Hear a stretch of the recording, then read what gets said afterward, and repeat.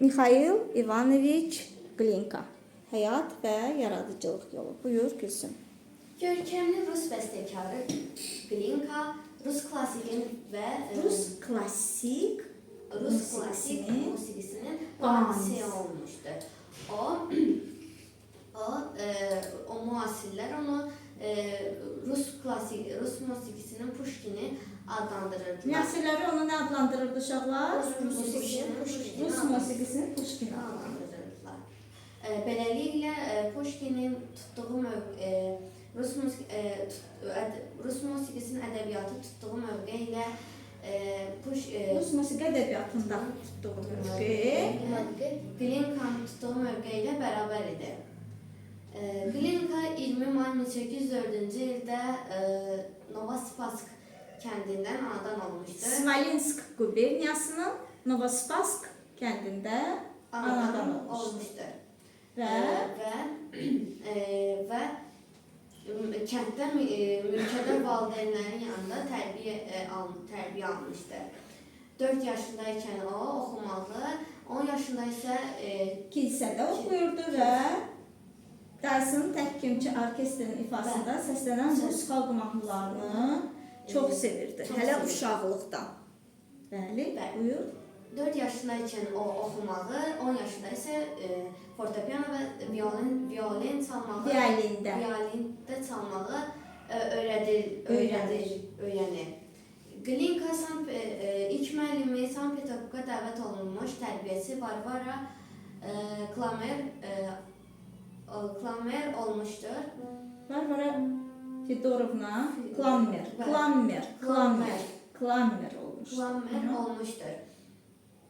olmuşdur. Həmçinin Glinkanın formalaşması və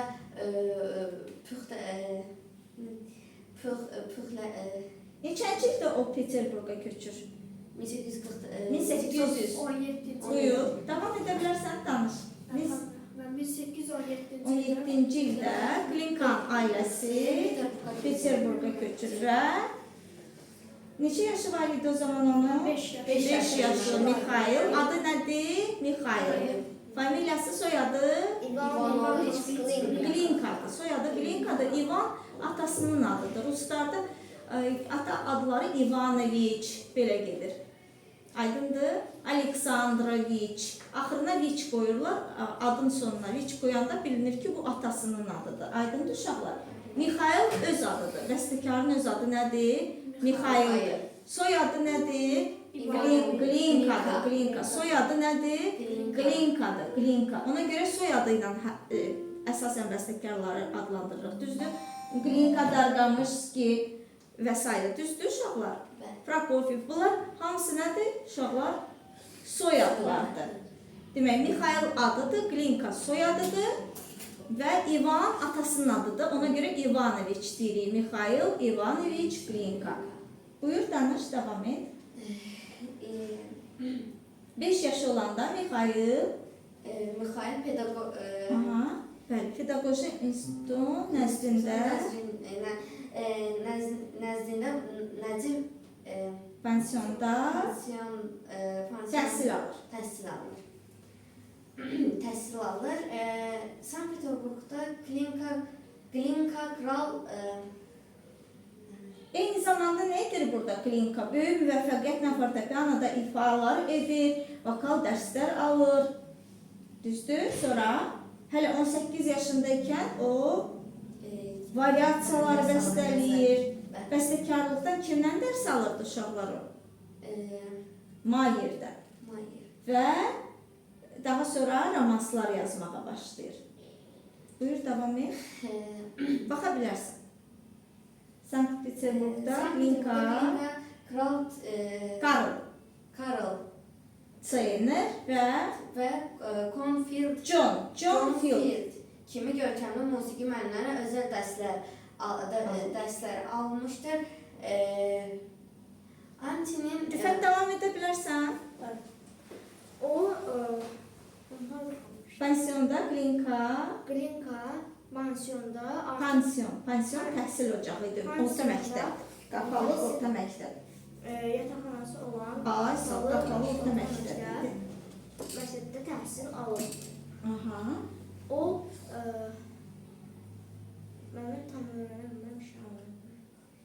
Kimlə tanış olur orada?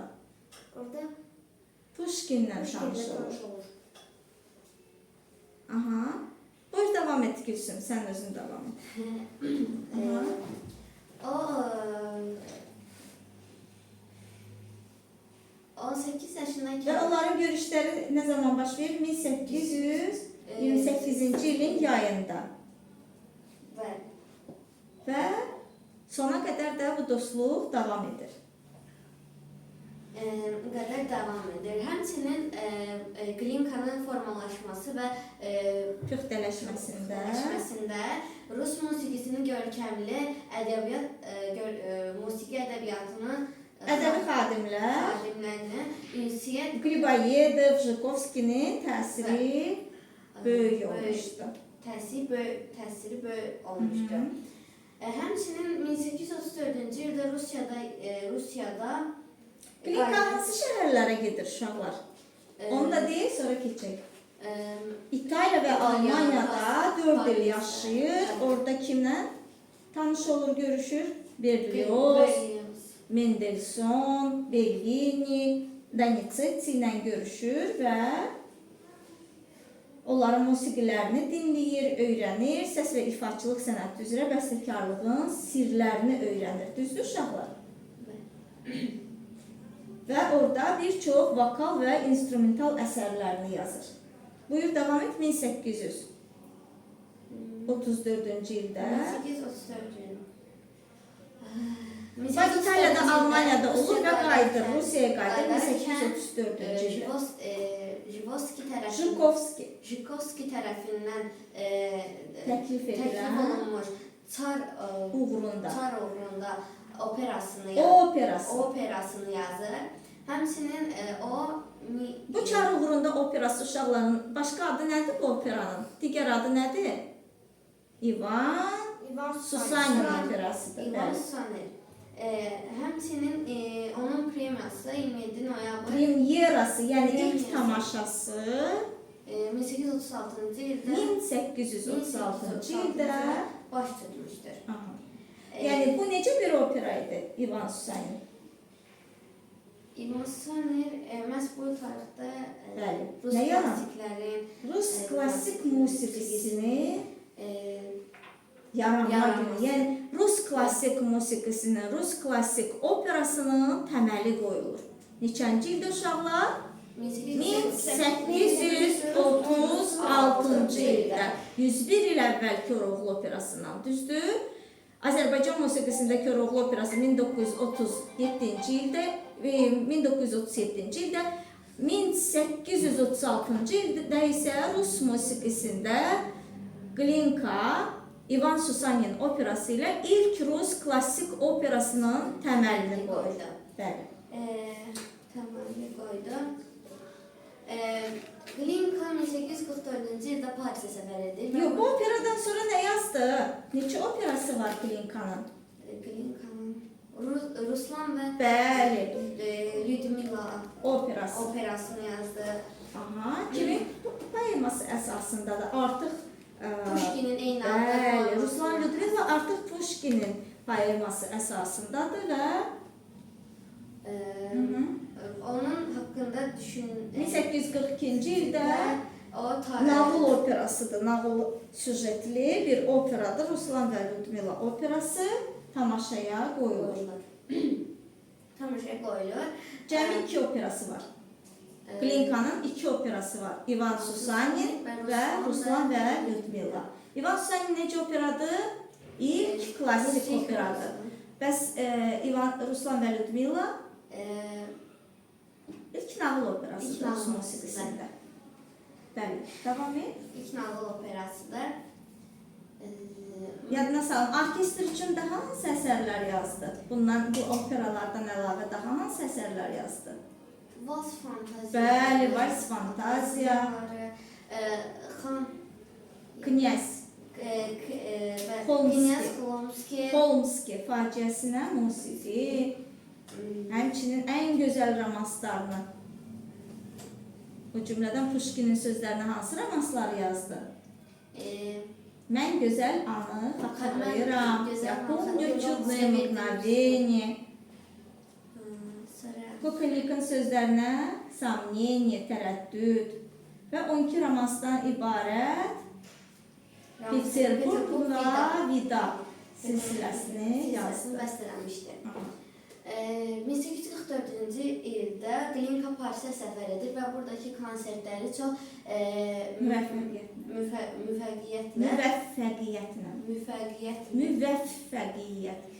müvəffəq olmaq, nail olmaq, müvəffəqiyyət keçir. Keçir Madriddə olarkən Madriddə olarkən Glinka xalq mövzularına, xalq rəqslərə aid fantaziyalarına ilk nümunələrini yazmışdır və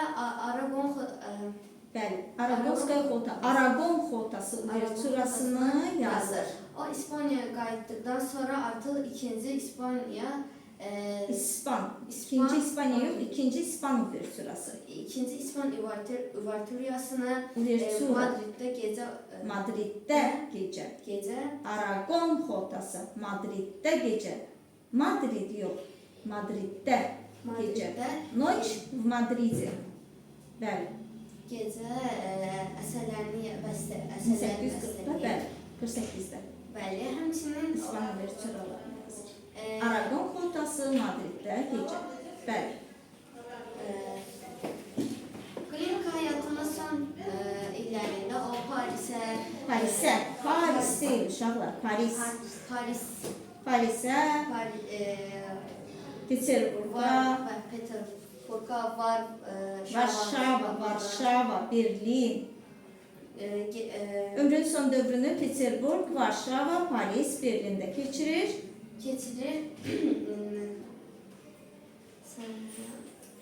Nə yazır orada? 1848-ci ildə nə yazır? 1848-ci ildə Kamarinskaya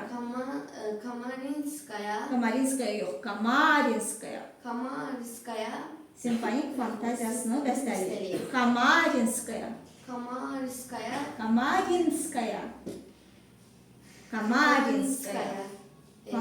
simfonik fantaziyasını bəstələyir və 1856-cı ildə Berlində olarkən və Taras Bulba simfoniyasını iri həcmli əsərlərindən və 2 ərli operası üzərində işləməyə başlayır. 1856-cı ildə Berlində olarkən Glinka Rus xalq mahnısına və formalaşması polifoniyasını klassik formalarda birləşdirərək çox səsli yeni inkişaf yollarını axtarır. Glinka 1857-ci ildə o Berlində olarkən xəstələnir və ciyərləri xəstələnir. Bərk soyulur və ciyər xəstəliyi kəskinləşir. O 3 fevral tarixində vəfat edir. Onun nəşri 1856-cı ildə 57-ci ildə mayında Peterburqa gətirilir. Bu qədər. Demək, neçənci ildə dünyaya gəlib? 1804-cü ildə.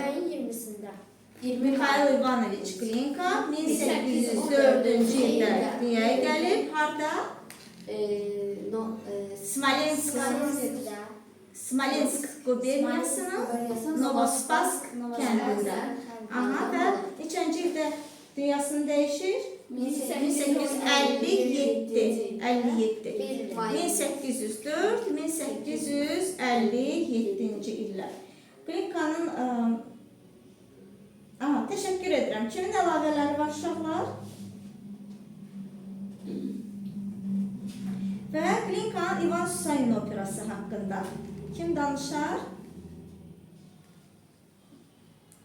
Glinka, İvan Susanin operası. Təkrarlayırsınız? Uşaqlar, biz İvan Susanin haqqında, daha doğrusu Glinka haqqında danışdıq. Düzdür, əsərlərinin adını çəkdik. Gəlin indi balaca az dinləyək, qalanlarını evdə dinləyəcəksiniz. Çünki bütün dinləyəndə hamısını axıra qədər çatdırmarıq. Dərsinin vaxtı yetməz. Ona görə dinləyək.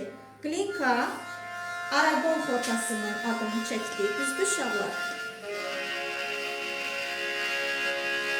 Bakın orkestrine buydu. Böyük orkestrdir. Ve bu orkestri kim təyin etmişti bu aletleri, yerini, yerleştirmeyi? Joseph Haydn. Ama dinleyelim. Glinka, Aragon Fortası. Uvertürası.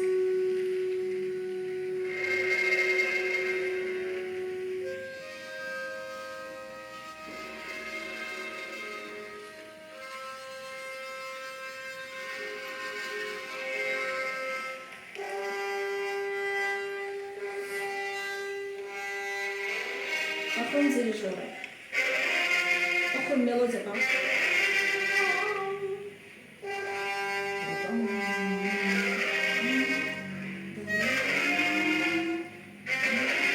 Yadda qalır, oxuyun ki yadınızda qalsın. Zümzümə edin həmişə. Əsərin adı Aragon Fortası.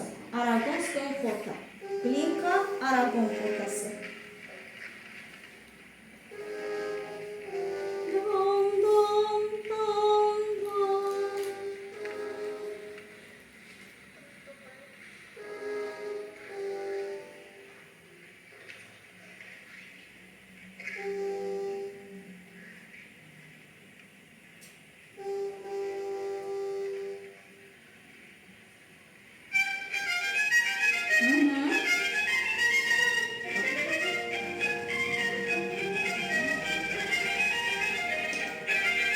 Hoşunuza gelir. Okuyun.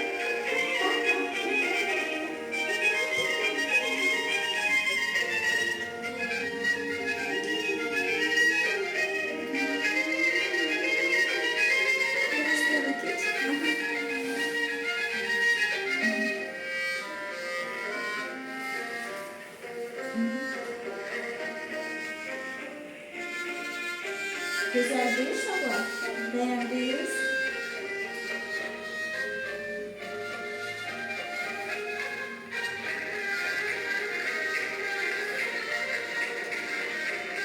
Paris'e sefer edip ve Madrid'de olarken simfonik fantaziyalarını yazdı. Üstü, Aragon Fortası ve edip Madrid'de geceleyecek o eser.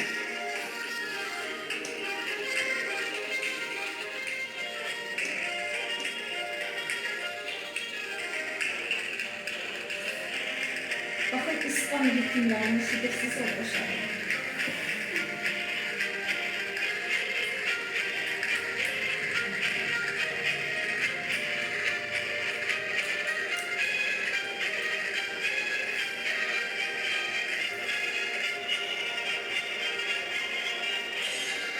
Sen de size. Biraz.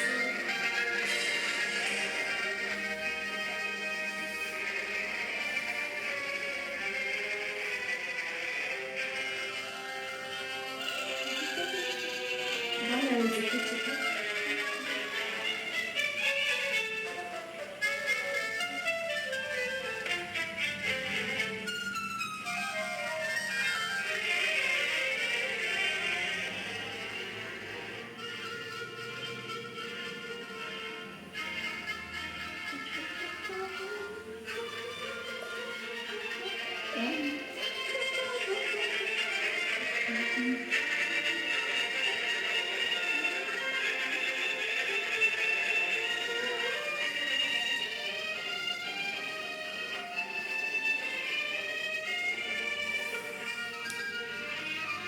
Davamlı uşaqlar evdə çox maraqlıdır, doymaq olmur, evdə dinləyirsiniz yaxşı. Glinka, Pushkin sözlərinə yazdığı Nipoy Krasavitsa Plemniyə. Oxuma gözəl. Romans.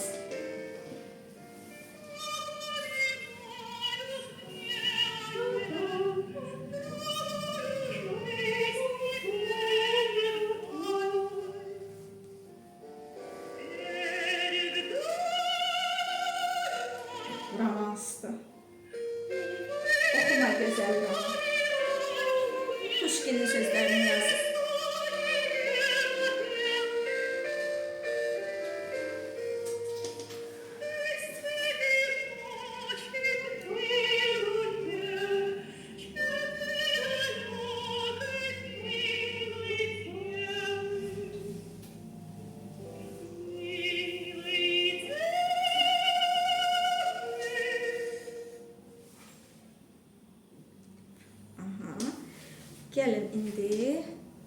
təsərrü dinləyək. Я здесь и не зиля. Mən buradayım. Не зиля.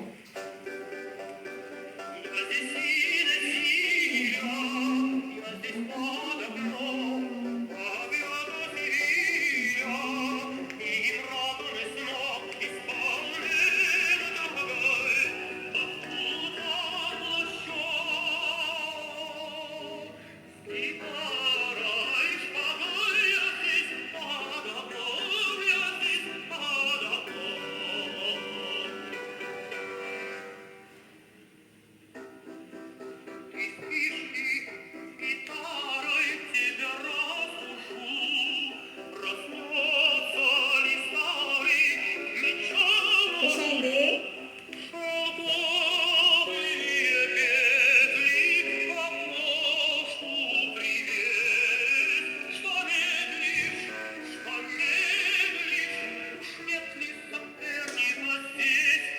Davamı evdə.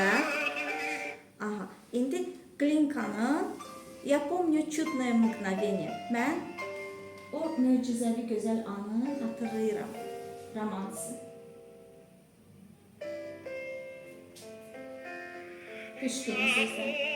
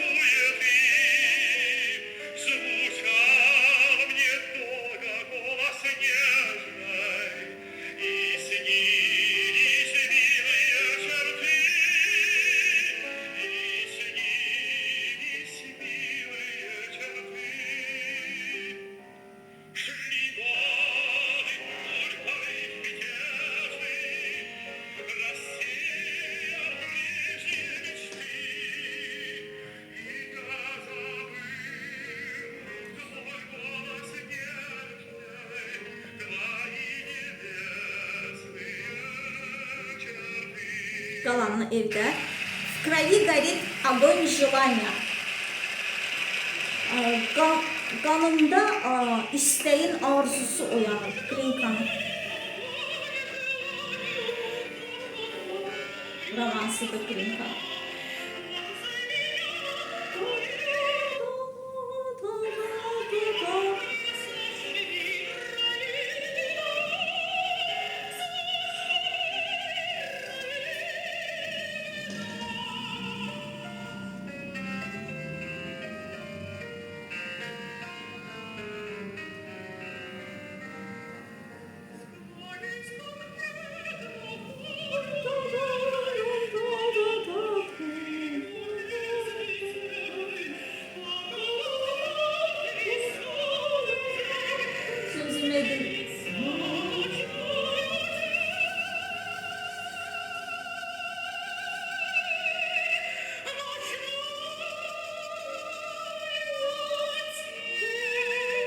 Davamı evdə. Сомнение, tərəddüd romansı Glinkanın. Kukelnik'in sözlərinə yazıb.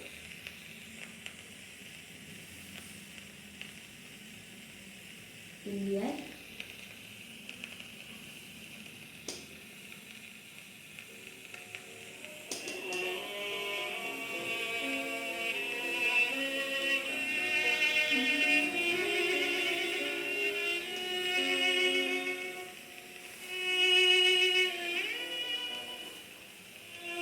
Görün necə gözəldir.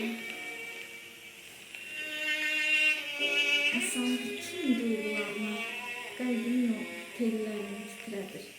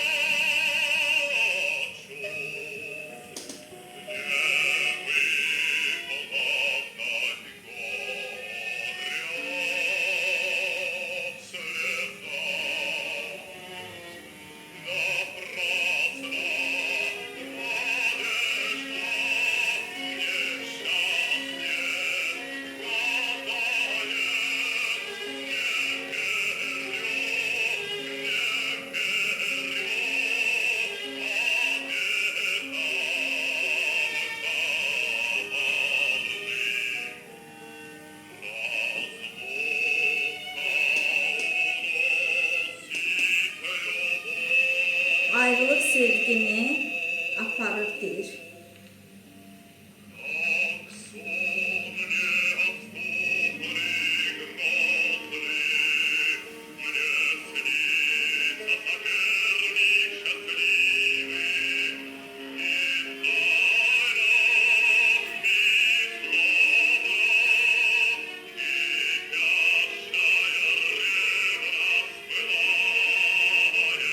Aha, bunu da dinleyip.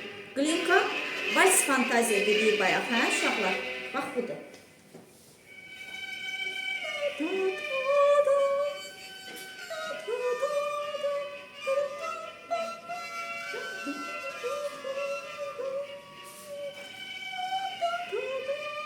Valsdır, düzdür, vals ritmində. Baxın nə gözəl.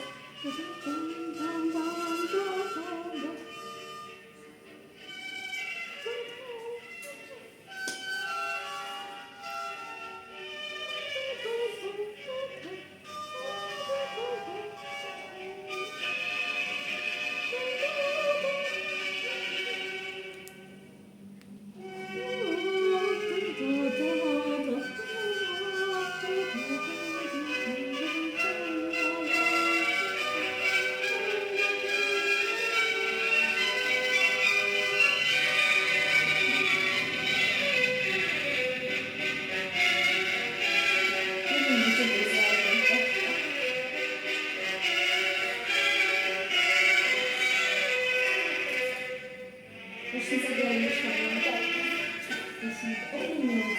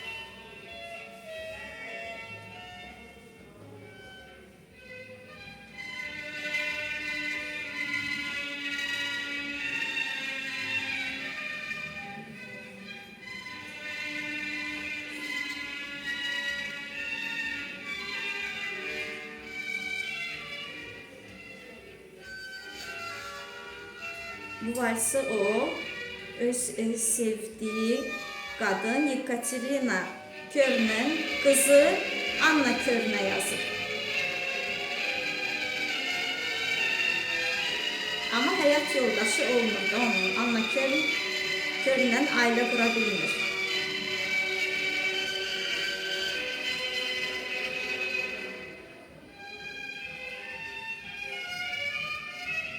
Pushkin de Anna Kör'üne vurulmuştu. Çok vacip faktı ki Pushkin de ona vurulmuştu, Anna Kör'üne.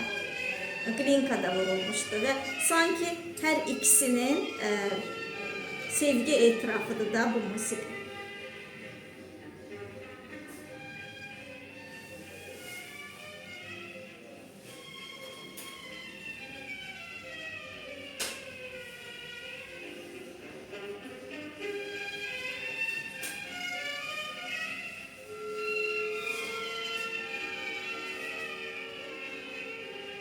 Ama Pushkin'in atası Anna Kör'ünden nişanlanır.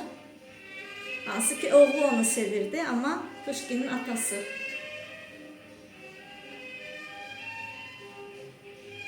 hansı ki özü də babasından belə yaşlı idi. Pushkinin atası Anna Körünə belə sanki babası yaşındaydı da.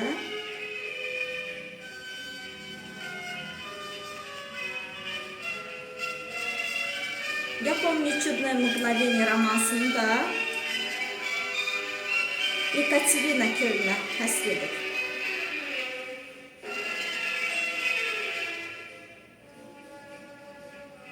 Pushkin sanki mən sizi sevirdim sözlərini Pushkin yazıb, musiqisində Glinka yazıb. Sanki bu romans ikili sevgi etirafıdır. Pushkinin Anna'ya, Glinkanın da Yekaterina'ya sevgi etirafıdır. Я помню «Чудное мгновение». Bayaq mən möcüzəli anı xatırlayıram romansını dinlədi ya, bax o romans. Sanki ikili sevgi etirafıydı o.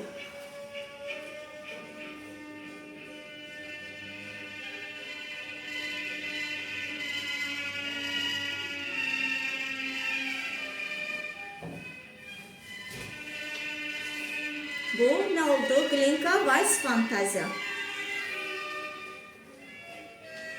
Aha, indi bir dənə əsərini də dinləyək ki, Glinka haqqında hardasa bir portretini gözümüzün qabağında canlandırmış olaq, yaradaq, ümumi bir təəssürat yaransın.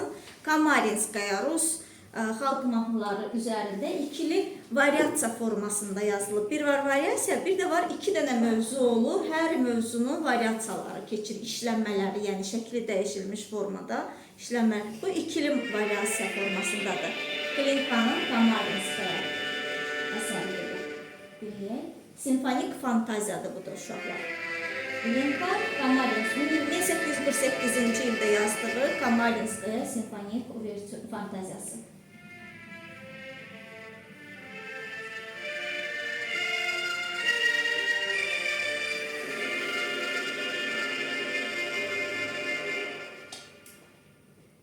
Sadəcə dinləyək biraz bunlara ayrı-ayrı keçəcək. Kamarinskaya'da keçəcək, Vals Fantaziyanı da ayrıca keçəcək, İvan Susanin operasını da və həmçinin romans mahnılarını da. Baxın, birinci mövzu.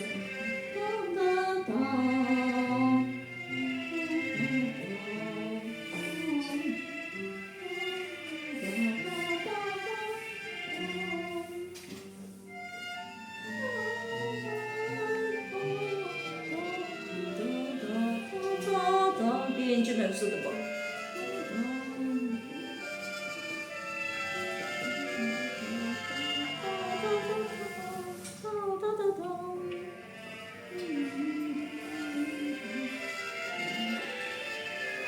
Bakın başka səslərdə keçir. Görürsünüz, polifonik üslubdadır.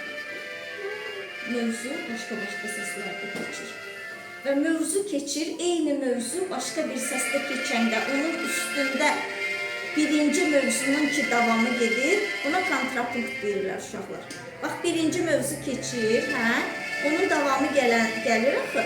O birinci mövzunun altında, birinci mövzunun davamı gələn yerdə, altında həmin mövzu bir də keçir və o üstündəki mövzu əks hərəkət, yəni kontrapunkt adlanır.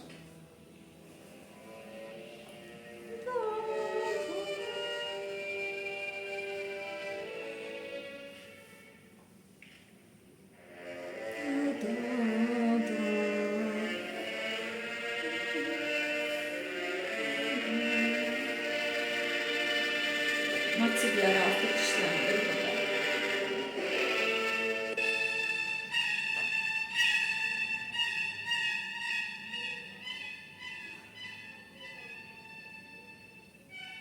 Bax, ikinci mövzu başladı uşaqlar.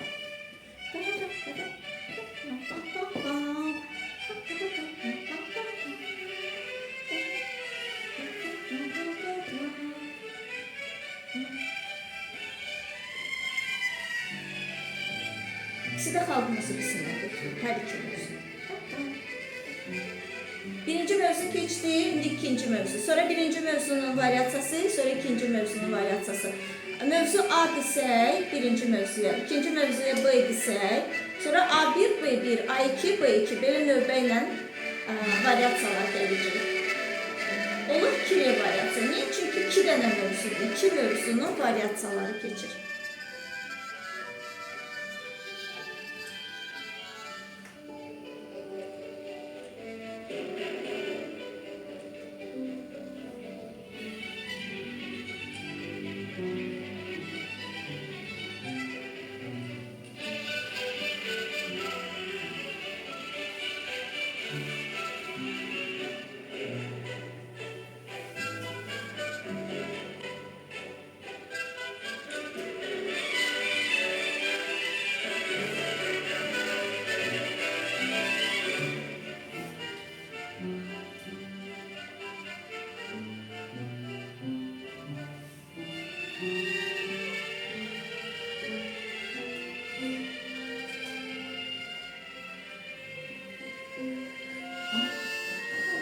Ne eşidirik uşaqlar burada? Birinci mövzunu eşidirik mi? Bəli. Birinci mövzunun birinci variasiyası başlayır. Əvvəl birinci mövzunu eşitdik, sonra ikinci mövzunu, indi birinci mövzunun variasiyası başlayır. A1 əhsən. A birinci mövzudur, B ikinci mövzudur. İndi A1'in variasiyası gəlir.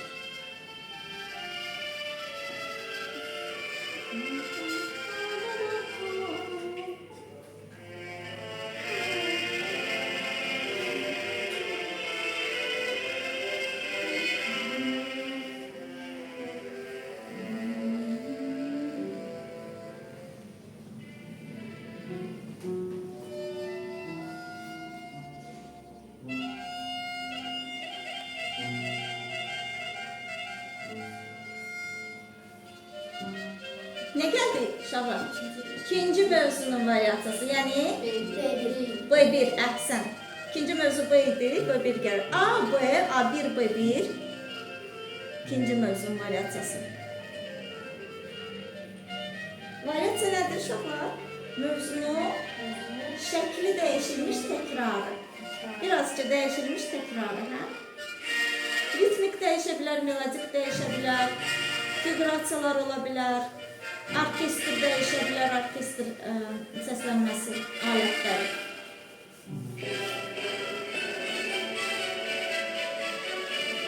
İkinci mövzu düzdür. A, B, A1, B1. Növbə ilə gəlir variasiyalar.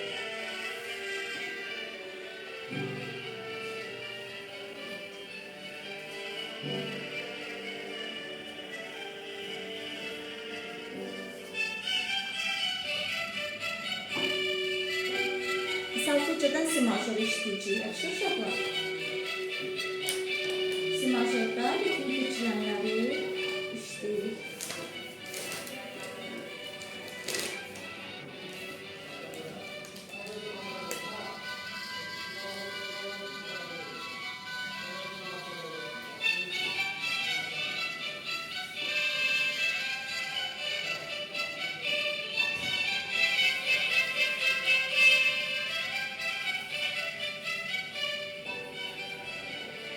Bu hansı mövzudur?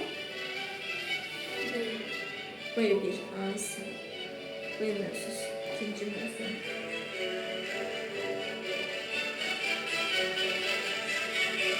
Hansı formadadır? İkili variasiya formasındadır. Niye ikili variasiya? İki dənə mövzunun variasiya şeklində, variantlı şekilde işlənmələri keçir.